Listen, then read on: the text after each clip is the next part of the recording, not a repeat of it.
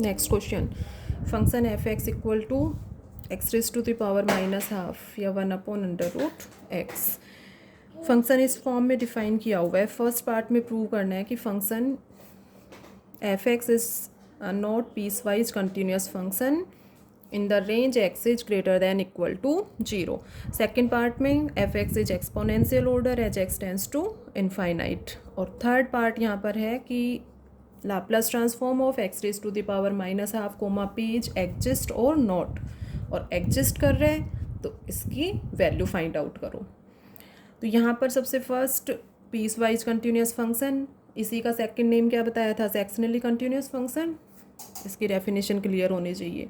और exponential function of order gamma, second definition यहाँ पर ये आ रही है।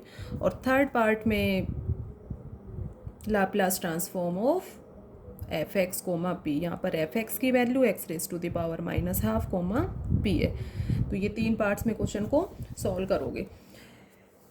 पीस वाइज कंटिन्यूस फंक्शन की डेफिनेशन बताई थी कि कोई भी function F X close interval ए कोमा बी में डिफाइन है। अब इस क्लोज इंटरवल को सब इंटरवल्स में डिवाइड करोगे। सब इंटरवल्स ओपन इंटरवल होंगे, ठीक है।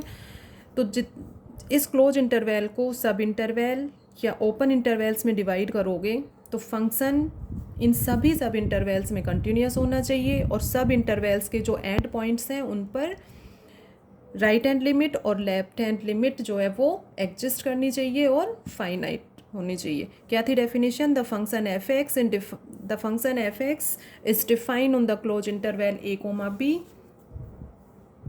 and if we divide the interval a comma b to the subintervals such that the function f(x) is continuous on each subinterval, and the end points of the interval, the right hand and left hand limit are exist and finite, or the function is discontinuous at end point of the subinterval, then the function is sectionally continuous function और piecewise continuous function।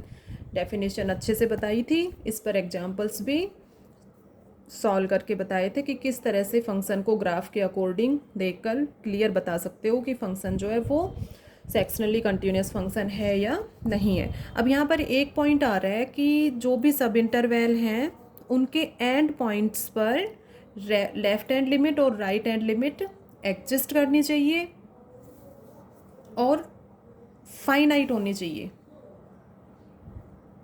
Okay, तो देखो इसमें prove करना है कि ये function not piece wise continuous function है in the range X is greater than equal to 0। Since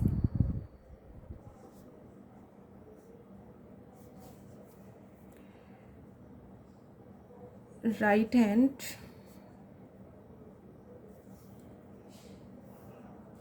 limit at x equal to 0 is right hand limit है, किससे डिनोट करोगे, f0 plus left hand limit होगी f0 minus fa plus fa minus. Generally continuous function को define करते हो कि the function F x is continuous function at x equal to a if f of a plus equal to f of a minus। f of a plus find out कैसे करते हो, limit h tends to 0 f of a plus h, and f of a minus को कैसे find out करते हो, क्या formula है, limit h tends to 0 f of a minus h। if f of a plus equal to f of a minus, then the function f(x) is continuous at the point x equal to a। तो x equal to 0 point पर right hand limit या left hand limit की value find out करते हैं। तो f0 plus equal to limit h tends to 0 f of 0 plus h। f of 0 plus h function question में define है, इसके according इस टर्म की वैल्यू हो जाएगी 1/√0 plus h। Equal to h tends to 0 put करो, under root 0 0 1/0 infinite f0 plus equal to infinite. So x raised to the power minus half has no finite right hand limit at the point x equal to 0. अब right hand limit ही infinite आ रही है तो और check करने का यहाँ पर necessary नहीं है. यहीं से कह सकते हो ये वैल्यू इनफाइनाइट आ रही है तो function F x equal to 1/√x is not a piece wise continuous function in the range x is greater than equal to 0. f0 minus find out करोगे तो वो 1/√0 माइनस h हो जाएगा, वो भी वैल्यू इनफाइनाइट आएगी. तो इसी का जो लास्ट पॉइंट था कि जो भी सब इंटरवल्स होंगे उनके एंड पॉइंट्स पर राइट हैंड लिमिट और लेफ्ट हैंड लिमिट एग्जिस्ट करनी चाहिए और वो फाइनाइट होनी चाहिए. तो उसका ये फाइनाइट नहीं आ रही value, means function is not a sectionally continuous function or piecewise continuous function at x equal to 0 या x is greater than equal to 0. तो ये फर्स्ट पार्ट जो है वो इसका प्रूव हो जाता है यहाँ पर. सेकंड पार्ट में function F x is exponential order as x tends to infinite. Definition में क्या बताया था? The function F x is said to be exponential order gamma as x tends to infinite if limit x tends to infinite e raised to the power minus gamma x f(x) equal to a finite quantity. कि इस term की value कोई भी finite quantity आ रही है then we say that the function F x is said to be exponential order gamma as x tends to infinite.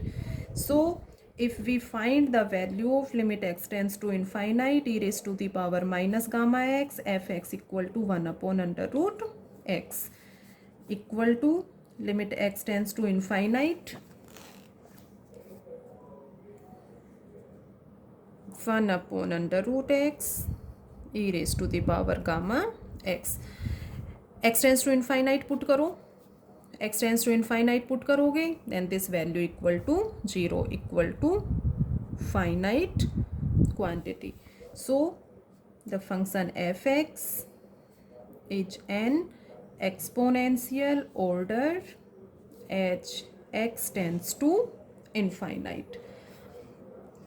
अब next ये देखना है अपने को कि Laplace transform of x raise to the power -½ comma p is exist और ये exist कर रहा है तो इसकी वैल्यू फाइंड आउट करनी है. अब Laplace transform of f x comma p exist कब करेगा? जब इसकी वैल्यू या इसको सॉल्व करो डेफिनेशन को यूज करके तो ये फाइनाइट वैल्यू आनी चाहिए, इनफाइनाइट नहीं आना चाहिए. इनफाइनाइट वैल्यू नहीं आएगी then we say that the function F x comma P is exist. Solve करो, इसी को सॉल्व करते हो since Laplace transform of x की power -½ comma p equal to 0 to infinite definition use कर लो e raised to the power -px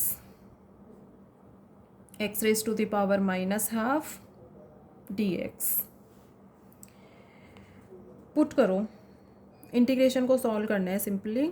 px equal to u p dx equal to du dx equal to 1/p du.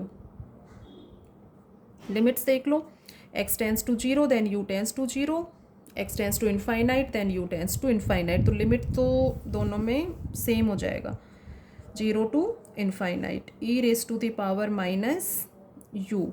x raise to the power -½ है. अब देखो x raise to the power -½ की value यहाँ से find out कर लो. x equal to क्या हो जाएगा? u/p. तो ये वैल्यू हो जाएगी यहाँ से x raise to the power -½ है तो यहाँ से x की वैल्यू फाइंड आउट करी थी. x equal to u/p, x की पावर हाफ पावर हो जाएगा दोनों साइड. ठीक है, तो ये 1/x raise to the power ½ है, इसका अपोजिट हो जाएगा. अपोजिट करके वैल्यू ये हो गई यहाँ पर. ठीक है, और dx की जगह पुट कर दिया 1/p du. अब p raise to the power 1/2 और ये 1.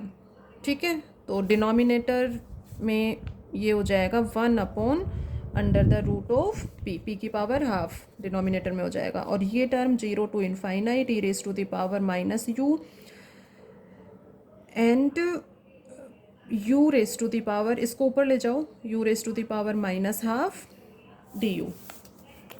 यहाँ तक हो गया अपना यहाँ पर।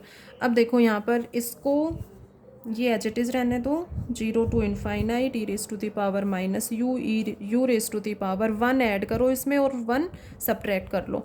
1 ऐड करोगे वो 1 माइनस हाफ, हाफ हो गया, और सब्ट्रैक्ट किया उसको एज इट इज़ रहने दिया। ये इस तरह से 1 ऐड किया और 1 माइनस, तो इन दोनों को तो एक साथ ले लो हाफ, और इस -1 को एज इट इज़ रहने दो। Since 0 to infinite e raise to the power minus x, x raise to the power n minus 1 d x equal to, सभी को फॉर्मूला ध्यान आ गया होगा, हाइपरजोमेट्रिक फंक्शन में बताया था, then this formula is equal to gamma function of n, इसके equal हो जाता है गामा फंक्शन ऑफ n। इसको यूज करोगे यहाँ पर x वेरिएबल की जगह, यहाँ इस टर्म में अपने पास u वेरिएबल है, ठीक है, तो x की जगह तो u वेरिएबल है और n की वैल्यू क्या है यहाँ पर 1/2। तो ये इंटीग्रेशन वाली जो टर्म है ये किसके इक्वल हो जाएगी, gamma function of half, gamma half equal to under the root of pi, equal to under the root of pi upon P.